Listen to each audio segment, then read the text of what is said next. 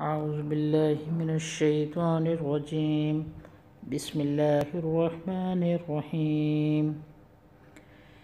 غیبت اور اس کا کفارہ۔ غیبت کیا ہے؟ حضرت ابو ہریرہ سے روایت ہے کہ رسول اللہ صلی اللہ علیہ وسلم نے فرمایا، آپ جانتے ہیں غیبت کیا ہے؟ صحابہ اکرام رضوان اللہ اجمعین نے عرض کیا، اللہ اور اس کا رسول ہی بہتر جانتے ہیں۔ تو آپ صلی اللہ علیہ وسلم نے فرمایا، تیرا اپنا بھائی کوئی ایسے الفاظ سے یاد کرنا جو اسے ناگوار ہو، غیبت کہلواتا ہے۔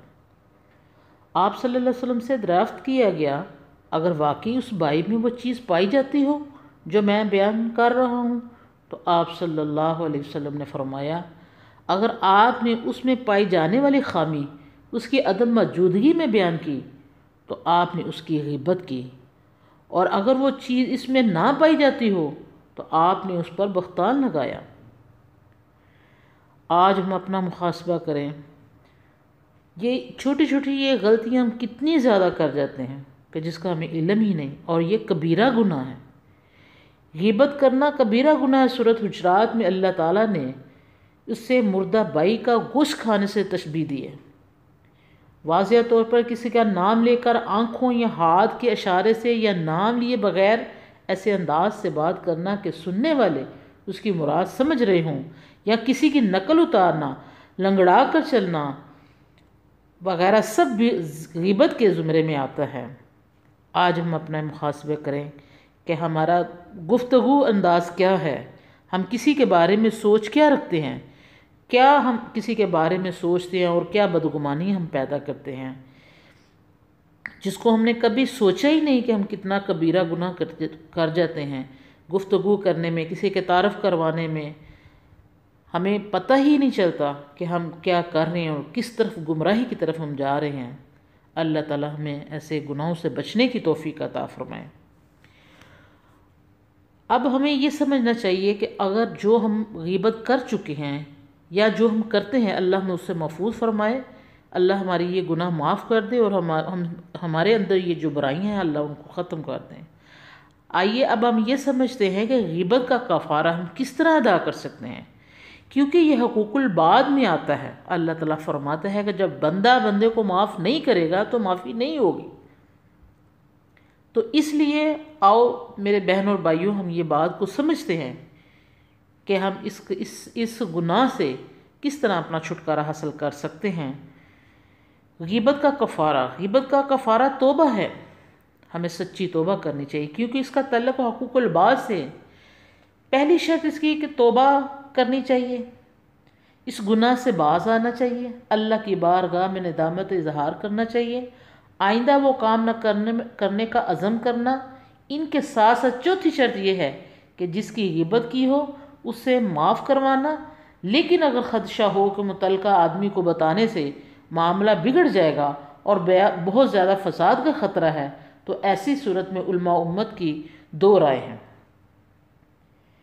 نمبر 1، بہر وقت متعلقہ شخص سے معاملہ صاف کرنا ہوگا، یعنی اس سے واضح طور پر آگاہ کرے کہ میں نے فلاں وقت آپ کی فلاں غیبت کی تھی، لہٰذا آپ مجھے معاف کر دیں، اس لیے کہ غیبت کرنا حقوق العباد میں سے ہے۔ جب تک صاحب حق معاف نہیں کرے گا معافی نہیں ملے گی۔ نمبر 2، چنانچہ معاملہ بگڑنے کا ڈر ہے، کیونکہ ظاہر ہے جس کی ہم نے غیبت کی ہے، اب اسے جا کے ہم بتائیں گے کہ جی ہم نے فلاں وقت فلاں لوگوں میں بیٹھ کے آپ کی غیبت کی ہے، تو معاملہ تو بگڑے گا۔ اس لیے جس کی غیبت کی گئی ہو اسے بتانا ضروری نہیں، بلکہ اس کا کفارہ یہ ہے کہ آپ کو لگے کہ اس کو بتانے سے معاملہ اور بگڑ جائے گا، تو بلکہ اس کا کفارہ یہ ہے کہ اس کے لیے بخشش کی دعا کی جائے، اور جن مقامات پر اور جن لوگوں کے پاس اس کی غیبت کی ہو وہاں اس کی خوبیاں بیان کی جائے۔ یہ کفارہ ہے میرے بہنوں اور بھائیوں، یہ غیبت کا جس کو ہم نے معمولی سا بات سمجھی ہوئی ہے، اپنی زندگیوں کے معمول ہم نے بنائے ہوئے ہیں، کسی کے بارے میں بدگمانی پیدا کرنا۔ اور آگے اللہ تعالیٰ فرماتے ہیں کہ چغل خور جو ہے وہ کبھی بھی جنت میں داخل نہیں ہوگا۔ چغلی کرنا غیبت کی طرح چغلی بھی حرام ہے اور کبیرہ گناہ ہے، اور اس کا مفہوم یہ ہے کہ اگر عزل راہ فساد لوگوں کی باتیں ایک دوسرے تک پہنچانا، کسی کا راز فشا کرنا۔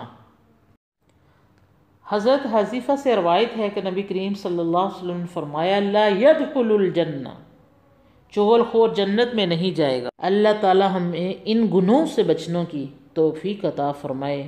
اللہ تعالی ہمیں جھوٹ، غیبت، چغلی، بدگمانیوں سے اللہ ہمیں محفوظ فرمائے۔ ایسے عمل جس سے ہماری نیکیاں برباد ہو جائیں، ہمارے صدقہ برباد ہو جائیں، اللہ تعالی ہمیں ایسی بری بیماریوں سے محفوظ فرمائے، اور اللہ تعالیٰ ہمیں ہدایت عطا فرمائے کہ ہم ہر اس برائی سے محفوظ رہیں جو دیمک کی طرح ہماری نیکیوں کو کھا جائیں۔ اللہ تعالیٰ ہمیں ہدایت عطا فرمائے، اللہ تعالیٰ ہماری اصلاح فرمائے۔ ہم جو اپنی زندگی میں کر چکے ہیں، اللہ تعالیٰ ہمیں اسے سچی توبہ کرنے کی توفیق عطا فرمائے۔ اللہ ہمیں ہر